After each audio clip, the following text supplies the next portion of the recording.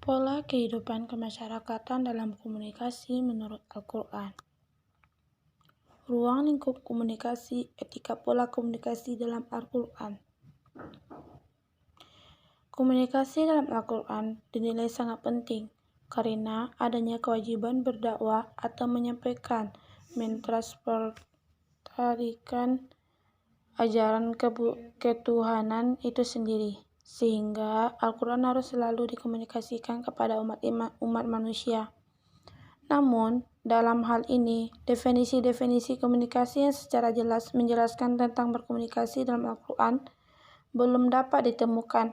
Hanya saja, para pakar komunikasi mencoba untuk menerangkan melalui gambaran-gambaran ayat-ayat Al-Quran itu sendiri. Definisi komunikasi seperti Koerber dan Klatschko 1957 berhasil mengumpulkan 164 definisi kebudayaan, dan Dance 1970 menghimpun tidak kurang dari 98 definisi komunikasi. Definisi-definisi tersebut dilatar belakangi berbagai perspektif seperti mekanistis, sosiologis, dan psikologistis. Hofland, Jennings, dan Kelly semuanya psikologi mendefinisikan komunikasi sebagai the process by which a individual, the communicator, transmits stimuli usually to motivate the behavior of the individuals, the audience. Adapun etika pola komunikasi dalam Al-Quran menurut Dahlan yaitu 1. Pola kaulan balaghah Bali yang berasal dari balagha oleh para ahli bahwa sampainya sesuatu kepada manusia kepada sesuatu yang lain juga bisa dimaknai cukup atau al-kifayah, sehingga pola ini mengarahkan kita untuk bisa menyampaikan setiap pemikiran, perasaan, dan nasihat dengan menggunakan pilihan kata, gaya bahasa yang penuh makna sehingga membekas dalam diri atau jiwa orang yang tidak ajak bicara, bahwa perkataan tersebut mengandung 3 unsur utama, yaitu bahwasanya tepat, sesuai dengan yang dikehendaki, dan isi perkataan adalah kebenaran. Secara rinci, para pakar sastra seperti dikutip oleh Quraish Shihab membuat kriteria-kriteria khusus untuk tentang sesuatu pesan dianggap baligh. Yang A. Tertampungnya seluruh pesan dalam kalimat yang disampaikan. Yang B. Kalimatnya tidak bertele-tele, juga tidak terlalu pendek sehingga pengertiannya menjadi kabur. Yang C. Pilihan kosakatanya tidak dirasakan asing bagi si pendengar. Yang D.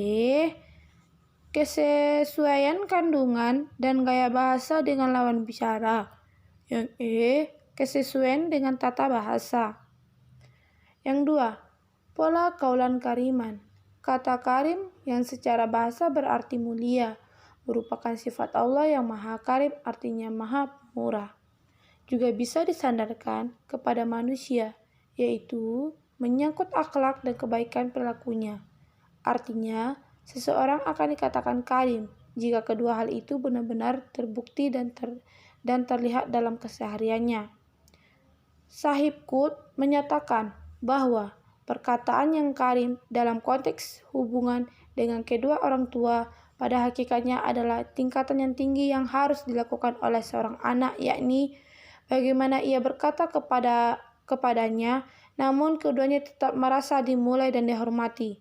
Al-Marighi menafsirkan kaulan kariman dengan menunjuk kepada pernyataan Ibnu Musayyab, yaitu ucapan mulia itu bagaikan ucapan seseorang budak yang bersalah di hadapan majikannya yang galak.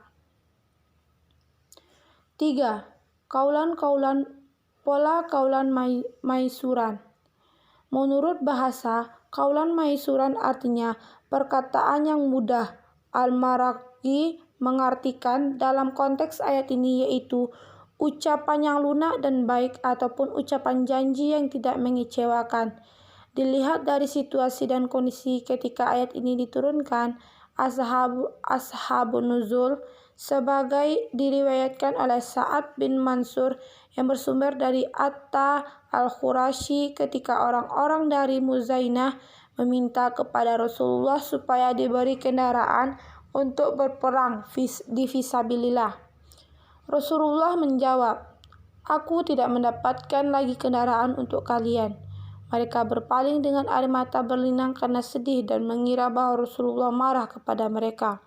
Dari konteks ayat yang ada, maka kaulan maisyuran merupakan ucapan yang membuat orang mempunyai harapan dan menyebabkan orang lain tidak kecewa. Dapat pula dikatakan bahwa kaulan maisyuran itu perkataan yang baik yang di dalamnya terkandung harapan akan kemudahan sehingga tidak membuat orang lain kecewa akan putus asa. Dengan demikian, kaulan maisyuran merupakan tata cara mengucapkan bahasa yang santun. Yang keempat, pola kaulan ma'rufan. Secara bahasa, arti makruf adalah baik dan diterima oleh nilai-nilai yang berlaku di masyarakat. Ucapan yang baik adalah ucapan yang tidak diterima sebagai sesuatu yang baik dalam pandangan masyarakat, lingkungan, penutur. Dengan demikian, kaulan makrufan sebagai perkataan yang baik dan pantas. Baik artinya sesuai dengan norma dan nilai, sedangkan pantas sesuai dengan latar belakang dan status orang yang mengucapkannya. Yang kelima, pola qaul layinan. Kaulan layinan dari segi bahasa berarti perkataan yang lemah atau lembut.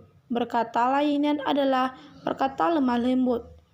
Lemah lembut mengandung makna strategi bagaimana diungkapkan Al-Maraghi bahwa ayat ini berbicara dalam konteks berbicara Nabi Musa menghadapi Fir'aun.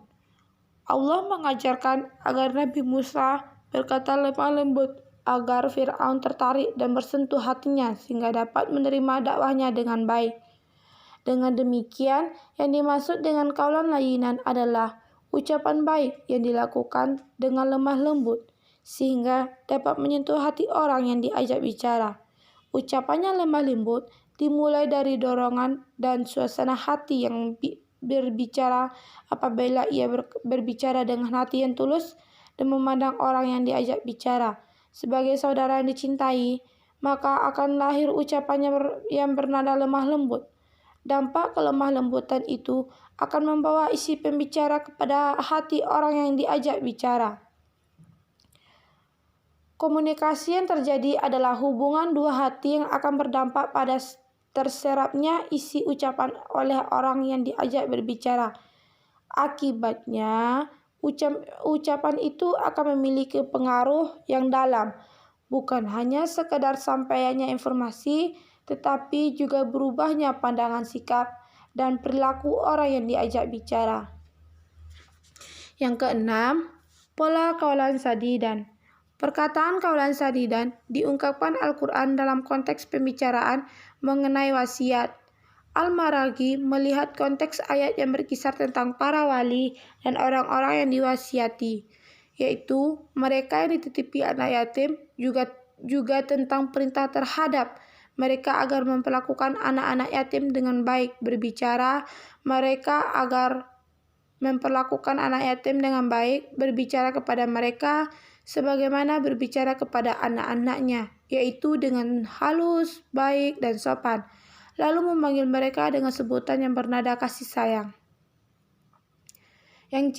Tujuan pola komunikasi dalam Al-Quran. Dalam konteks ini, pola komunikasi dalam Al-Quran menekankan bahwasannya dalam komunikasi dengan siapa, di mana, dan kapanpun kita harus bisa menunjukkan adab dan norma kita sebagai makhluk yang mempunyai peradaban.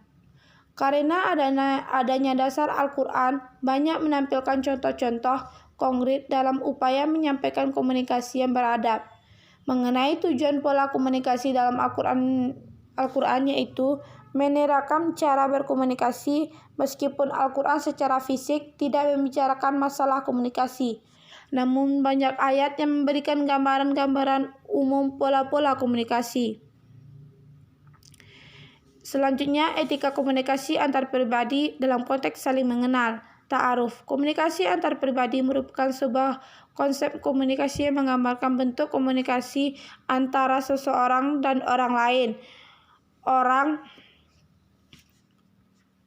Informasi melakukan interaksi terfokus lewat pertukaran isyarat verbal dan nonverbal yang paling terbatas, sedangkan yang terbatas.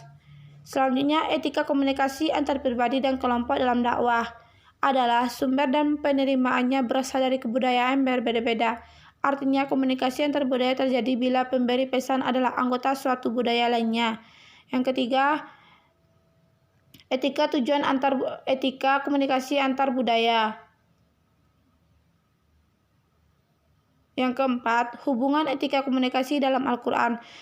Berbicara mengenai komunikasi ihsan berarti berbicara mengenai nilai atau etika yang dianut seseorang atau komunitas tertentu karena setiap pribadi atau komunitasnya memiliki nilai yang diyakininya.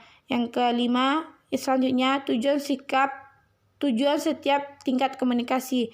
Pertama, sasaran dakwah melalui metode gaulan baligan. Prinsip gaulan baligan dapat diterjemahkan sebagai prinsip komunikasi yang relatif. Sekian, Assalamualaikum warahmatullahi wabarakatuh.